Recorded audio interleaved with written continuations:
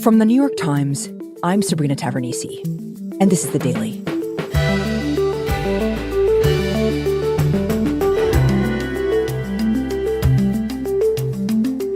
On Monday, we heard the story of Waiоla Church and what was lost in the wildfires on Maui. What we didn't know then was the sheer scale of the catastrophe, what it felt like to experience it, and how it could be that so many people died. 111 in the latest count. Today, the miraculous story of one man who survived, and my colleague in Hawaii, Mike Baker, on how an extraordinary set of circumstances came together to turn Lahaina into a death trap.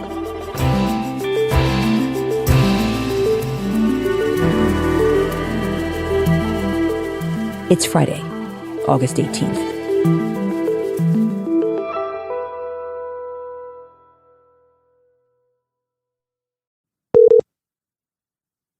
Hello? Hi, is this Ydriss? Yes, it is. Hi. Ydriss, thank you for taking the time to talk to us. And I wonder, Ydriss, if you could introduce yourself for me. Tell me your name, your age, where you live, and what your profession is. My name is Ydriss Nouara. I'm 32 years old.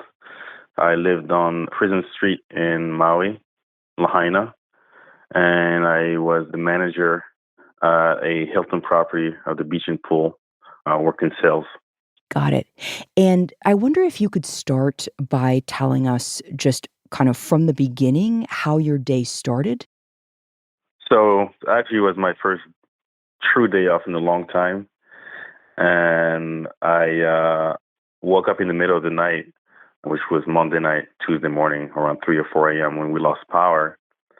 So it got pretty hot. So I opened up the windows, and by the time I woke up around 6, 7 a.m., I noticed we didn't have service neither. Cell service. Yeah, no more phone service, no power. It was very windy. So I texted the front desk manager to ask him about my staff. I wanted to make sure they were safe. And they told me that they were keeping the pool open. And honestly, I was just annoyed. I was like, I've been waiting for this day off forever, and no power, it's windy. And I was like kind of complaining, no one knew, that it was going to get to that point. We didn't even know it was a hurricane. We just thought it was windy. So I went on with my day and put up the cabinets in my bathroom. And then I, started reading my Kindle. And that was pretty much just one of those days. And were you aware of the fire at that point? Oh, absolutely not. There was no fire in the morning that I was aware of. We had no warnings at all. And so I think it was around noon or 1. One of my neighbors came and knocked on my door, and he said, "Hey, you need to come out and see this." So I came out, and in front of my house, I have a little cottage. Behind my house, I could see a lot of smoke. And it was kind of far, maybe like a mile, maybe a little less than a mile away. And it was a lot of smoke. It was a black smoke. It was like, something's burning. Mm-hmm. And all our neighbors were meeting. They were talking about an escape plan. And I said, it's kind of far away. We have scooters and bikes, and I don't think it's safe to be on the road anyways. We'll be safer in our homes, So I called my cat. As I had an outdoor cat, and I called her, and I couldn't find her all day. And then I just gave up, and I went home. And I closed my door. And then my neighbor came back maybe an hour later, and he said, "There's another fire." And it was closer. It's actually the street behind us. And I have a scooter. So I actually went to go check out how close the fire was. And it was pretty close, but still kind of far away. It was in front of an apartment complex. And right across from that, there was another house, and there were bushes that were starting to catch on fire. So I parked my scooter, and I ran into the yard, and I was looking, for the neighbors to ask them for their hose, because I wanted to, it was small enough to, put down. And so I saw the neighbors. They were already in their car in the driveway. So I knocked on the window, and the guy he didn't even respond. I don't remember him responding. And by the time I went back in the garden to find the hose, another guy saw it and grabbed it, and we were like pulling down the fire in his bushes. And after that, God. I got on Front Street, which is a street that goes along, the ocean. And I see there's this restaurant up in flames. And I'm like, okay, what's going on? Like, how is this big? It just didn't make sense. Wow. It didn't make sense. So I couldn't go through. There was so much smoke and fire. What time is it at that point, Ydriss? What time is it? I think like 2:30. Had to be 2 or 2:30, something like that. And I remember seeing like a white SUV, and this Asian woman was trying to cut in line, but she couldn't even cut in line. Clearly, she was panicking. And I saw people running. And straight in front of me, there's a medical center. And I remember actually seeing a line of people trying to get in the medical center. They were all staying in front of it, and there's a big parking lot. So they were taking shelter in it. It was pretty bad. I was on Front Street. And so I made a right. I turned my head, and behind me, there's a whole business on fire. It's like, holy, like what's going on? Everything was on fire. Like, I just didn't understand how things started to catch on fire. It didn't make sense. And now I started to panic. So I went back to the neighbors, but the neighbors were all gone.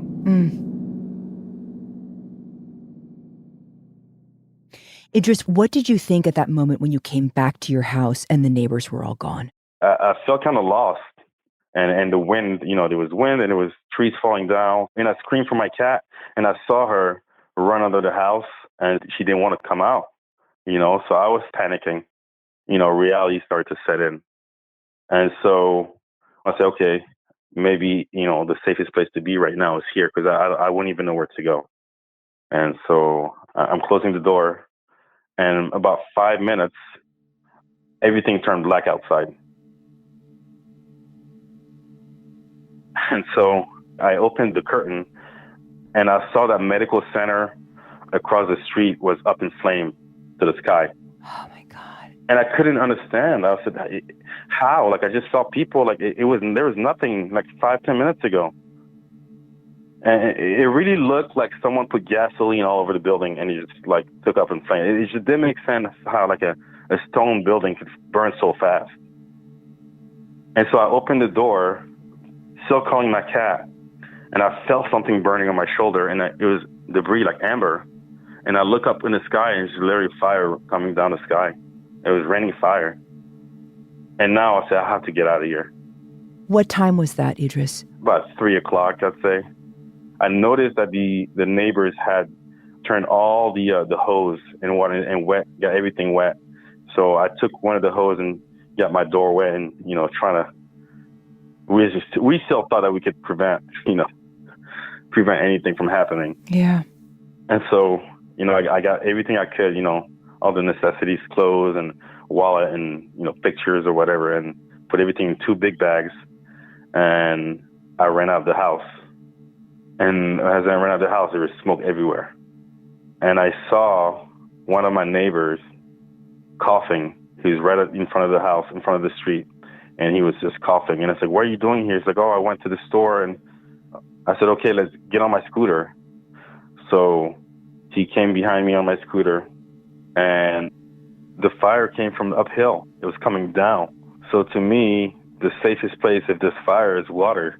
And so, in the panic, I was like, we have to go to the harbor.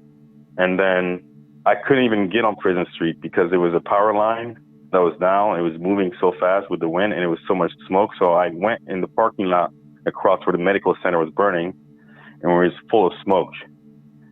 And I almost hit a car that was parked, but it was on. I saw it with the brake lights, and there was a door open, and this tall Hawaiian man came out, and he was just waving his arms, and he was screaming. I didn't know what he was saying. He was clearly speaking English, but he was just panicked. I don't remember. I just remember his face. His eyes and his eyebrows were just raised up to the max, and his mouth, like I said, he was just speaking gibberish to me. And there was so much noise outside, the wind and the explosions, and I didn't know what he was saying. And there was no way he can get on the scooter with us, And then I tried to get out of the parking lot, and we got stuck on one of the curb. And I told Damon, which was my neighbor, to get up, and we pushed the scooter back up. He got back on, and then we got on Front Street.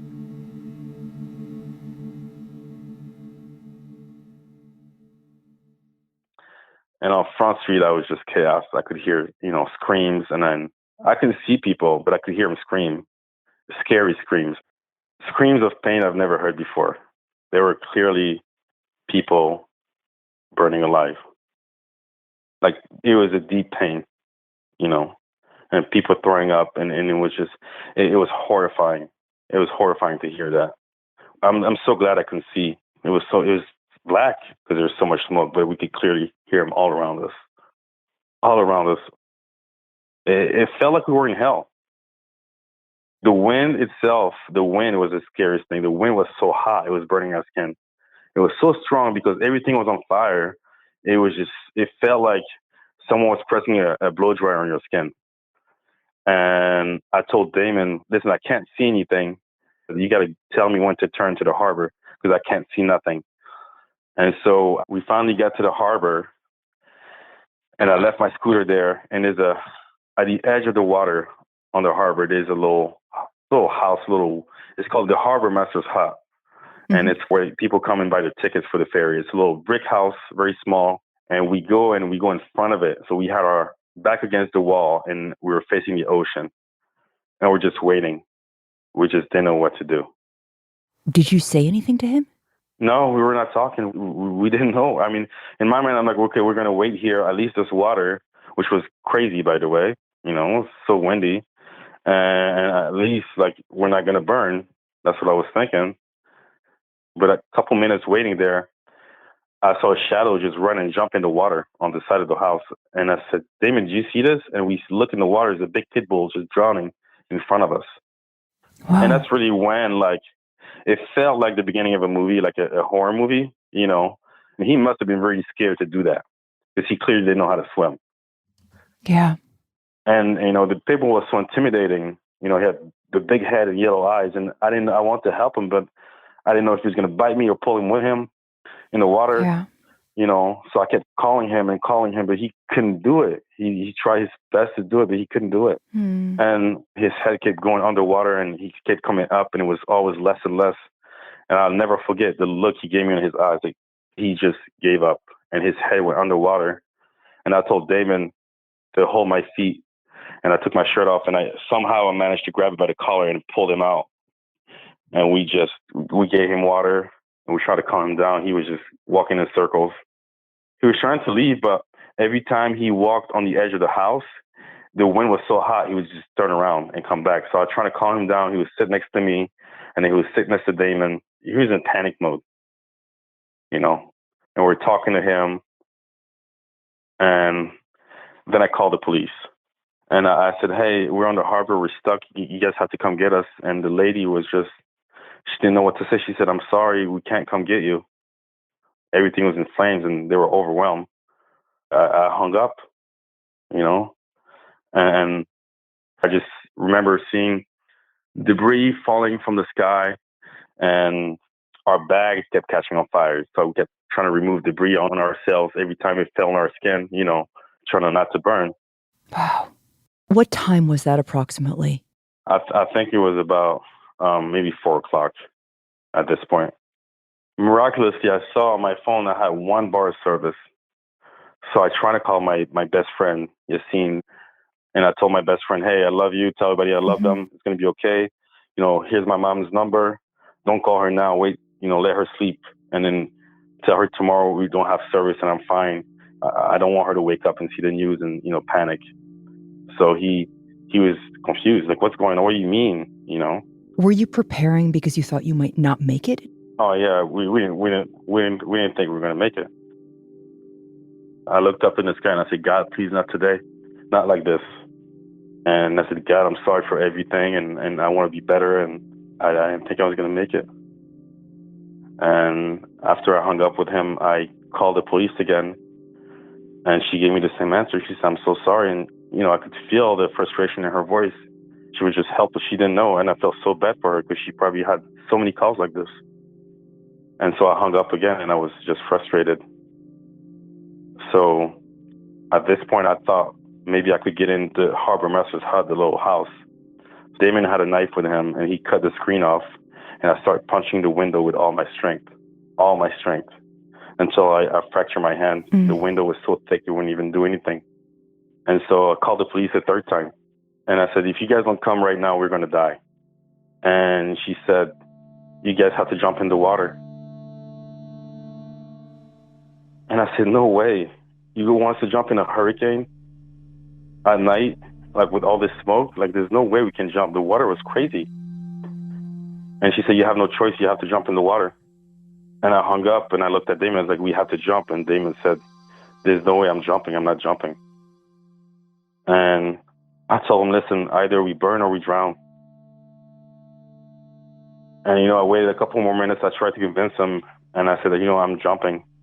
There were rocks maybe 100 feet away or 150 feet. I'm not really good with distance, but, like a jetty. And I decided to make for it. And I tried my best, but, I was breathing smoke the whole time, and you were swimming, you're going nowhere. You're fighting waves like the ocean. You can't do anything. I'm not like the best swimmer.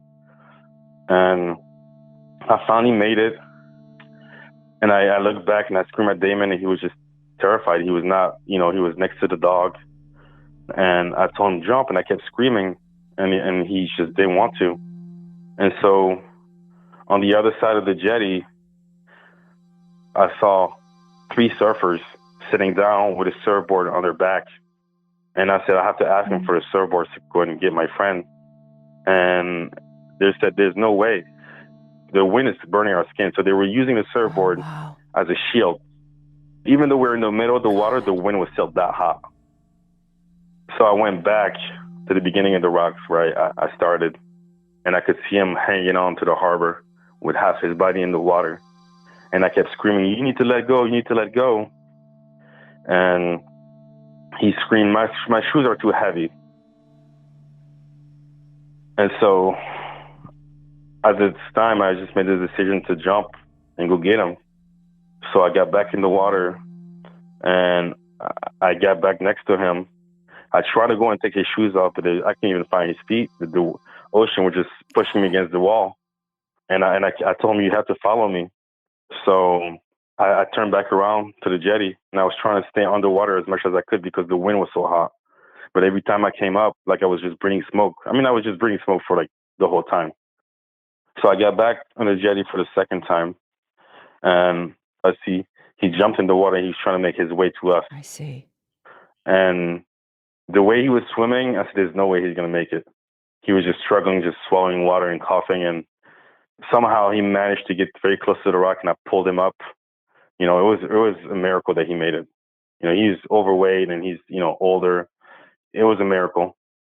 And, we still had debris falling on us, and we had waves just coming over us. We were holding onto the rocks to not get pulled or sucked in by the ocean. It was just a nightmare. What time was that? I don't know, maybe like 5:30. I don't remember. It was nighttime. It looked like nighttime at least.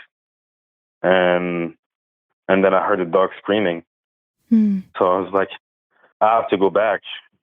And I jumped back in the water. Wow. I tried to get back in the harbor. I got up, and the dog didn't want to move. He was just too freaked out. He was laying against the wall, his eyes closed, and just screaming. There's no way I could carry him. It's a big pit bull, and I had one, my hand was fractured or broken. So I thought if I try to grab him in the water, he's already freaked out. We're both going to drown. He's going to die for sure, and I'm probably not going to make it. So in one of my bags, I had a blanket, like a small blanket, like for my sofa, and I dipped it in the ocean 5 or 6 times, and I put it on top of the dog. That's all I could do. And I took one of my bags, and I jumped back in the ocean, and then I almost drowned. I was just so exhausted, and I panicked halfway. And I was praying to God, please help me. And I thank God I made it to the jetty, and I went back on the other side. And I talked to Damon, and he was not answering. And I grabbed his hand, and he just held my hand. He was just in shock. He wasn't saying anything.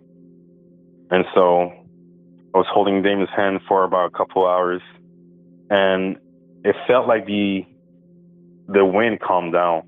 And I remember I was grabbing Damon's hand and I say, "Oh, the wind kind of can't calm down." And as soon as I said that, everything lit up, and I turned around and I saw a line of boats on fire coming towards us. And I remember saying to Damon, "You got to be kidding me. All the boats that were tied to the harbor, all the ropes, burned down, and they were following the current back to sea, and they're all following each other on a perfect line. You would think that someone was on the boat steering them." Crazy. I had to tell Damon, "You're seeing this, right?" And he's like, "Yeah." And they were getting really close to us, almost circling us. You feel the heat, and then, they were exploding. And thank God they followed the current out to sea. They went straight out instead of going all the way around.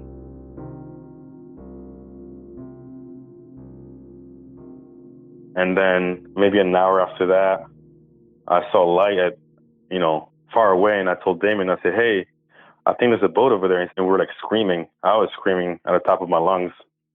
And they were like coming towards us, like, thank God. Oh my God. They were screaming so hard. And the surfer was screaming, and it was the Coast Guard.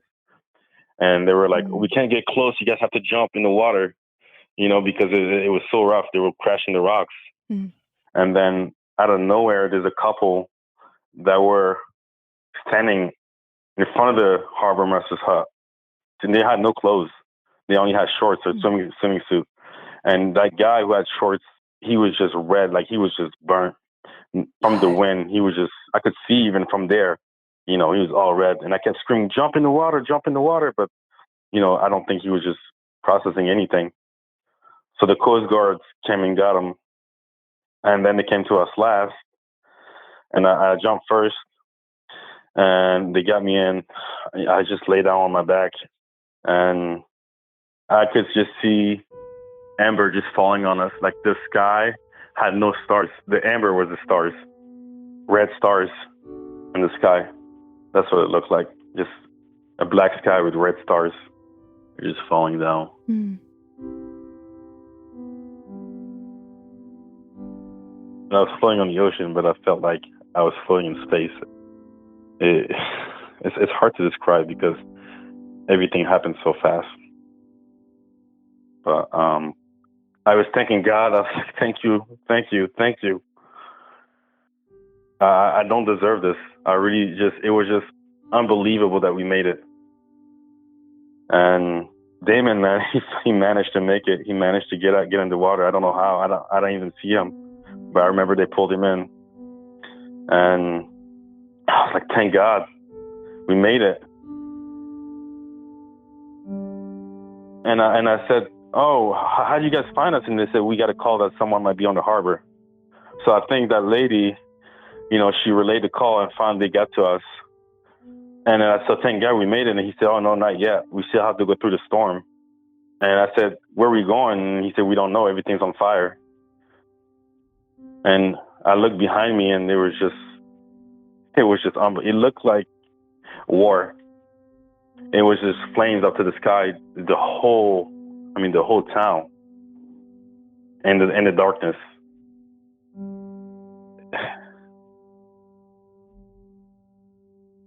How long were you out there on the boat with them? It felt forever, but I think it was a couple hours, something like that.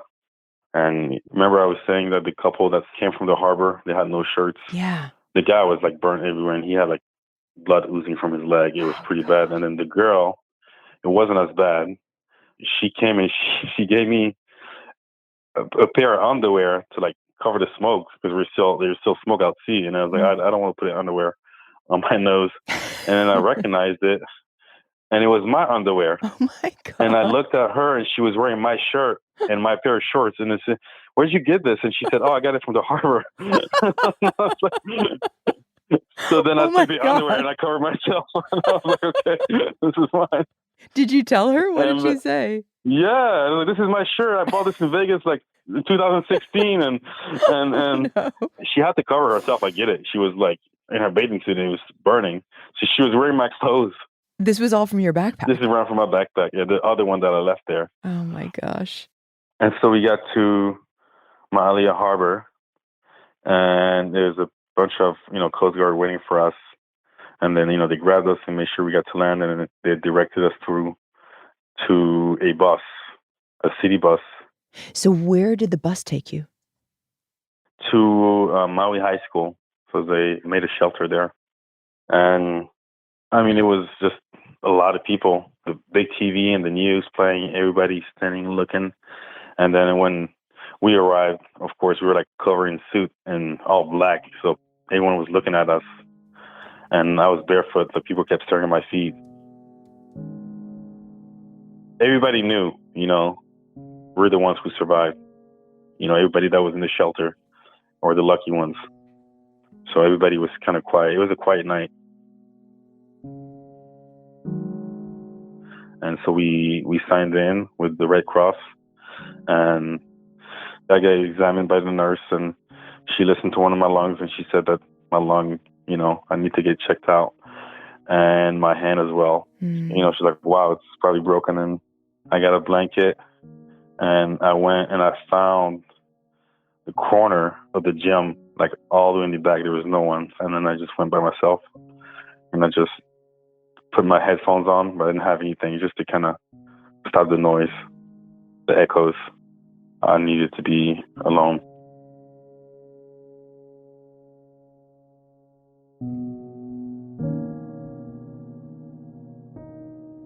Could you see Damien? Damon was still eating, so he was doing pretty good.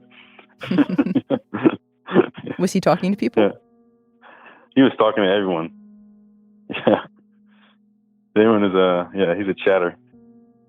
Even when he called me today, he's like, I'll never forget you. He was a little drunk, and I guess he was coping with it. And, he said that we were brothers for life now. Did you think that too? Yeah, I mean, me and him went through something that, not a lot of people went through. So, yeah, it was something I'll never forget.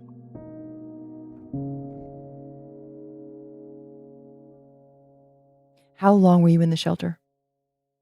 I was there for 2 days, almost 3. Oh, wow.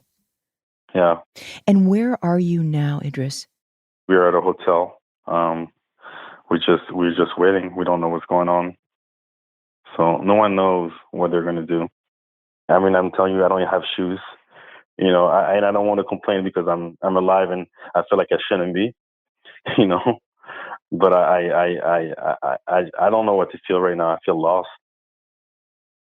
And I lost literally everything I had, and never get it back. And, I was down to like the last cabinets, and I had just the curtains to put up in my room. And then I was done with my new place. Everything was brand new.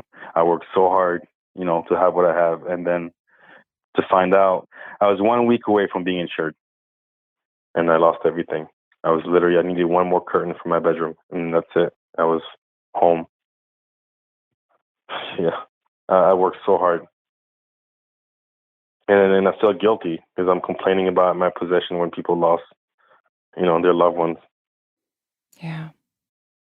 And I can't imagine what people went through with kids in their arms and grandma, and I don't know if I would have made it, the panic to have to care for somebody else like that. They found a couple hugging in their car, burned down. I can't imagine what they went through. People with kids, and my friend's grandmother, a retirement home, burned down, and they can't find her. So I know friends of mine, their parents and relatives, probably died for sure. And so what the hell happened? Like, why? What happened? How? It's not like, Hawaii is known to have hurricanes. Like, why weren't we ready? Like, how is this possible? With all this money from tourism coming in, like I don't understand how this could have happened. There was nothing. No warnings, no alarms, nothing at all. When you think about it now, how do you make sense of it? What I don't make sense of it. It's still a miracle that I'm alive, and it's still I mean, it felt like Pompeii. That's what it felt like. Just raining fire and everybody burning. And the sirens and then the wind, the explosions, no one knew where to go. But what's going to stick with me the most is definitely the screams. And that dog when he looked at me in the water. And the guy in the parking lot who was screaming, but I just didn't know what he was saying. Do you see those things when you close your eyes? I see them when my eyes are open. But I'm lucky. I'm lucky. I'm one of the lucky ones. I have to start from scratch. I am lost, but thank God I'm alive.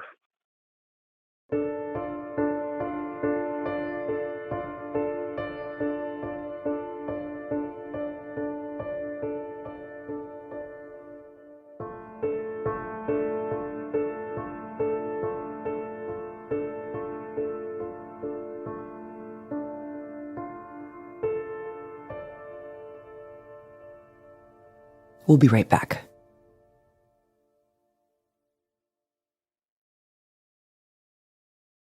So, Mike, my colleagues and I at the Daily have been talking to survivors of the Hawaii fire. And we just heard one of those stories from a man named Ydriss, a survivor. And at the end of our conversation, he had some questions that I think a lot of us have about how so many people could have died. What went wrong? So you've been in Maui reporting, and we wanted to ask you some of these questions. First, I want to start with setting the table with a few things we do know, which is we know that the fire started around 6:30 in the morning, most likely from a downed power line that sparked on dry grass. And we also know that firefighters responded to that, and around mid-morning, they declared it contained. But obviously it wasn't. So why don't you pick up from there, Mike? How did this essentially low-grade brush fire turn into this monster? Yeah, I mean, that day you had a real confluence of factors that set up the disaster. You had some really strong winds coming down the mountainside that a lot of people have attributed to a hurricane passing a few hundred miles to the south. You had a drought that had been in the region for quite some time. You had these really dry, invasive grasses, some non-native species that have been there since the island's plantation days or the aftermath of the plantation days. And, I think you really had this other factor of firefighters being stretched thin. This was a bad fire day across the island. They were strained across a few different places and didn't have their full capacity in Lahaina when things started getting out of control. And so early morning, there was this fire up on the hillside, more than a mile above the commercial district, the Front Street area of Lahaina. They declare it contained and eventually start, going off to do other things. But one of the neighbors I talked to said there was still just bits of smoke, like the ground was hot, like there was still just something smoldering there. Huh. And as the afternoon went on, the winds are roaring, and all of a sudden, the flames are back. And at that point, the winds are so strong that these little embers that are getting tossed into the air are soaring down the hillside. They're, racing down the hillside. The winds are so fast that the fire starts just to skip down, and pretty soon it's just headed towards some of the densest housing neighborhoods in town. And the people we've talked to in that neighborhood said they essentially had no chance to prepare for evacuation, no warning that they should be getting out. The fire was on top of them so fast. Yeah, to that point, we heard from Ydriss and other people we talked to that, there was no alarm, right? No warning. Like people didn't even know to get out until the fire was basically on their doorstep. Yeah, it's interesting because the community has these warning sirens throughout town, and every month residents there get to hear them. They have this whirring horn sound, and it's called an all-hazard system, but the county is saying that it's really a system not designed for fire. It's designed for things like a tsunami. they felt like it was really not something that they had planned and considered to use in the event of a fire. I think a lot of people, a lot of the residents feel like this would have been the ideal circumstance to use it. Cell service was going down. Electricity was getting knocked out when there's so many people sitting in their homes and they have no idea what's coming. Something that could jar them to awareness that they may soon be incinerated, I think would have been, to a lot of people, a big help. Okay, so once people realize the fire is a big problem and it's starting to roar into the town of Lahaina and they need to get out, what happens then? What do they do? A lot of people we talked to mentioned traffic jams, everybody on the same road, gunning their engines, trying to get out and getting stuck. Yeah, I think it's important to know there's really only 2 roads in and out of town. And one of them, the fire was going across. It was closed off due to the fire. The other, we know there were at different points power lines that had fallen across the road. And critically, once they were on the roads, people had no way to pass them. They were waiting for crews to come clear the roads. You can see the traffic jams in some of the videos starting to build as people wait for a way to get south, a way to get north, a way to get anywhere out of town. Mm-hmm. And to make matters worse, the fire crews are racing around and initially trying to slow the spread of the fire. But soon we were talking to some of them that they were tapping into hydrants and the stream was getting weaker. The spray would come out and the wind was so strong, it would just turn to mist. Whoa. And then by the time they got further down the hill, the hydrants are basically empty. The county now says that the fire had burned so much so fast that there were homes all over town leaking water, and it left the firefighters with nothing to fight this fire. They were left watching the town burn with no way to stop it, and instead were forced into basically try and get people out of town, try and direct them. And even then, they were down on Front Street, stuck there, and that's where things really just turned into a death trap. So, Mike, hearing you talk about all of this and really lay out these problems, clearly this was an extraordinarily unlucky series of events. Fire from a downed power line driven by hurricane-forced winds roars into this town. And because of other power lines that are down, the roads are closed. But also, it sounds maybe like some of this could have been avoided? Like, to what degree was this bad luck versus human error? I think there's certainly a sense that this confluence of factors would have been really hard to overcome, that this was going to be a serious and devastating situation, no matter how swift the response once the fire took hold. At the same time, we have a situation with a lot of missed opportunities to have slowed the spread of the fire and save more people. There's already lawsuits against the electric company, challenging them on whether they should have cut off power before the fire even started. Questions about the crews on the power lines and whether they could have done more to clear roads at the time when people were trying to escape. There's an investigation from the state attorney general that's exploring the overall wildfire and the response. The warning system, the preparations the county could have done, the resources available for the fire department.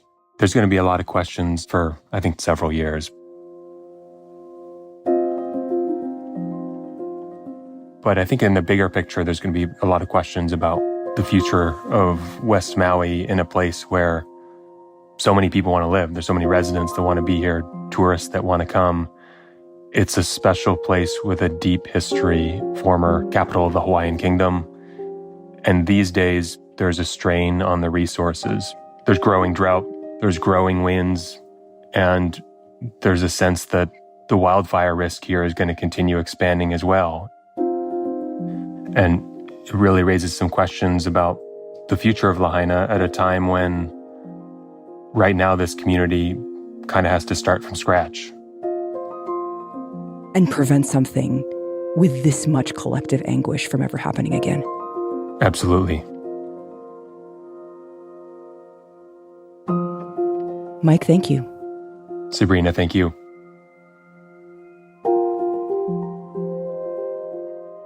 On Thursday, the chief of the Maui Emergency Management Agency resigned.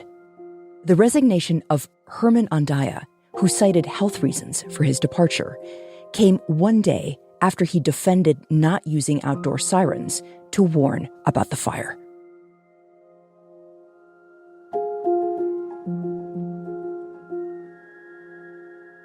We'll be right back.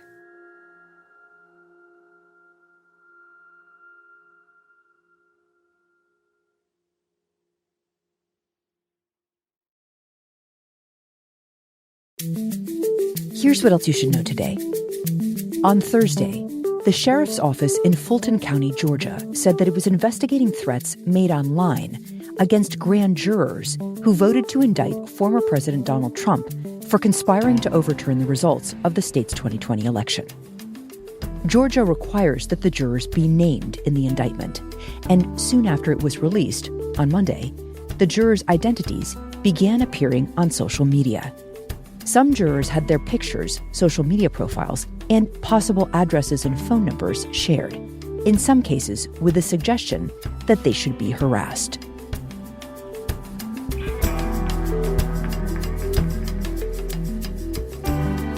Today's episode was produced by Lindsay Garrison, Will Reed, and Sydney Harper. It was edited by Michael Benoit and Liz O'Balin. Contains original music by Marian Lozano and Dan Powell, and was engineered by Alyssa Moxley.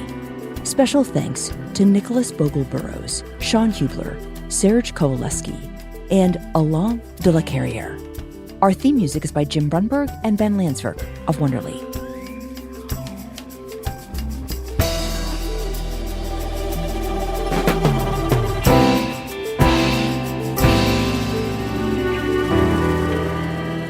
That's it for The Daily. I'm Sabrina Tavernisi. See you on Monday.